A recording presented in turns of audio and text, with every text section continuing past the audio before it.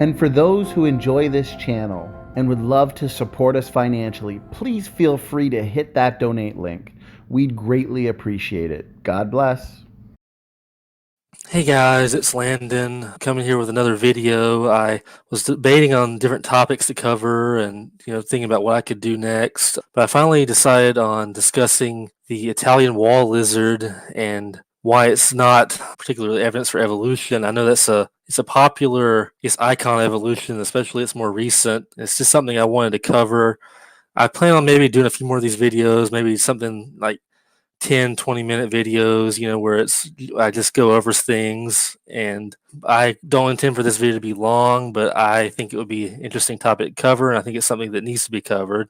So I'm going to share my screen. I've got a presentation ready. So the title of the presentation is The Italian Wall Lizard, Evidence for Evolution. It's the same title as the video, of course, but I will go ahead and begin. So introduction. In recent years, the Italian wall lizard has become a favorite example of alleged evolution in action. Indeed, it's now used almost as frequently as older, more classic examples such as the pepper moth, the infamous embryos in antibiotic resistance and bacteria. In this presentation, I'm going to discuss the claims being made about the Italian wall lizards, as well as why they don't hold up to being evidence for neo-Darwinian evolution. Indeed, I'd argue that the case of the Italian wall lizard seems to be an example of a far more intricate process, something that creationists would expect to see if their predictions and hypotheses were true. Now I'm going to explain a little bit about the Italian wall lizard experiment. The Italian wall lizard is a species of lizard native to a variety of locations throughout Europe, including Bosnia, Serbia, Croatia, and of course Italy. 1971, 5 adult pairs of the lizard were moved from their native island of Podcapis to the nearby island of Podmarcaru. I hope I'm pronouncing these right, but forgive me if I'm not. In 2008, the relocated lizard population made the headlines for displaying rapid evolution. After a few decades, the Karoo lizards had developed several morphological and behavioral differences when compared to their ancestral population. So, in short, this is very quick evolution, I guess that's what they're claiming. So, now I'm going to discuss the aforementioned details, the differences in detail, because they did highlight how they had morphological and behavioral differences, or the separated population compared to the host original population. Okay, 2008 Science Daily article titled "Lizards Undergo Rapid Evolution After Introduction to a New Home" describes the morphological differences in detail, stating that striking differences in head size and shape, increased bite strength, and the development of new structures in the lizard's digestive tracts were noted after only 36 years, which is an extremely short time scale. The physical changes have occurred side by side with dramatic changes in population density and social structure. And while there are several differences described, the one that's used the most to try and improve evolution is the appearance of cecal valves in the lizards, because the other changes are not really anything that creationists would even really consider a problem. So I'm really not going to cover those here. I'm mainly just going to talk about the valves. This article goes on to say examination of the lizard's digestive tract reveals something even more surprising. Eating more plants caused the development of new structures called cecal valves, designed to slow the passage of food by creating fermentation chambers in the gut, where microbes can break down the difficult to digest portion of plants. Cecal valves, which are found in hatchlings, juveniles, and adults, they had never been reported for this species, including in the source population. So on the right is a photo I found online. Photo A has the valve in an adult male, B is an adult female, and C is in a hatchling. So misleading information. When discussing the appearance of cecal valves, the Wikipedia article on Italian wall lizards interestingly quotes a P.Z. Myers article, which, for those of you who don't know, he's a very infamous atheist evolutionist. So it's interesting that they're picking him for a source on Wikipedia, which is supposed to be unbiased, but the Wikipedia article states that the valves have been described as an adaptive novelty, a brand new feature not present in the ancestral population and newly evolved in these lizards. The article also states that mitochondrial DNA analyses have verified that P. siculus is currently genetically similar to the P source population.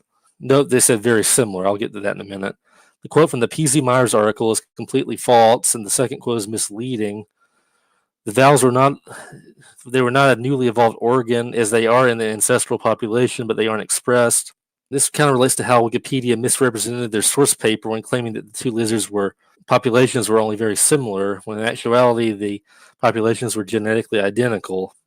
To quote the actual paper, genetic mitochondrial DNA analyses indicate that the lizards currently on Podmar Karoo are indeed fusiculate and are genetically indistinguishable from lizards from the source population. The fact that the populations are genetically identical refutes the assertion that the cecal valves are a de novo organ. The valves have been documented before, as discussed in the aforementioned Science Daily article, which states that the structures actually occur in less than 1% of all known species of scaled reptiles. So this is nothing new. Both the ancestral population had the information, but it wasn't expressed. And I included a link to the paper. And because the cecal valves were encoded in the lizards from the beginning, this can't be used as an example of neo-Darwinian evolution or new information arising from naturalistic processes. No new information was added, and such a finding confirms what creationists have been saying for quite a while now, that kinds have a plethora of built-in information to help them successfully adapt and diversify in a wide range of environments.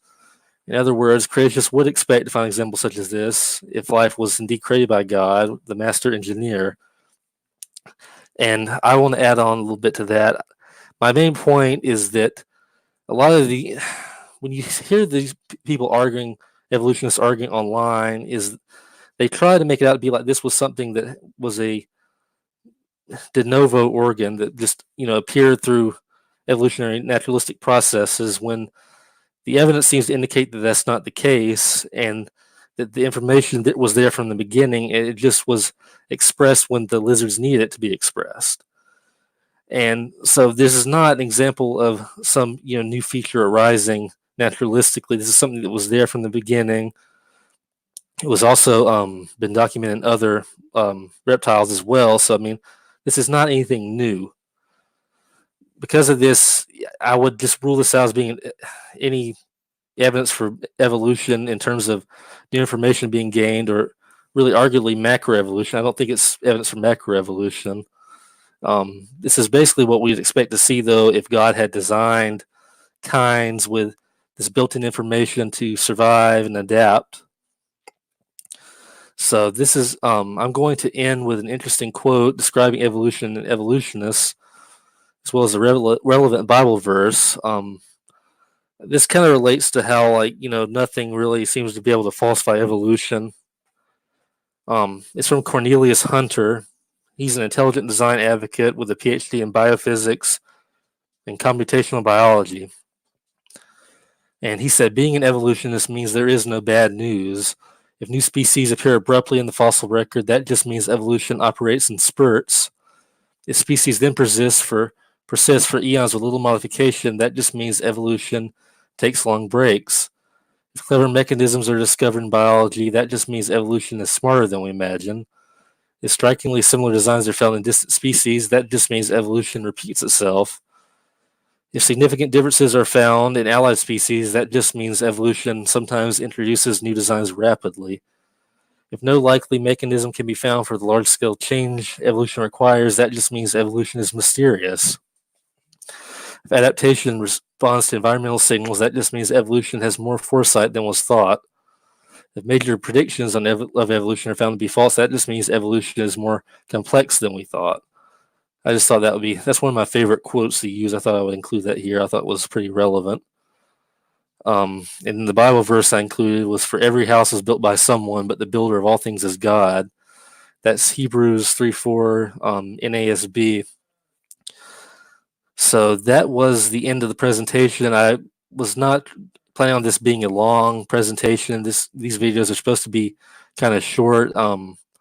It's just kind of a straight to the point thing.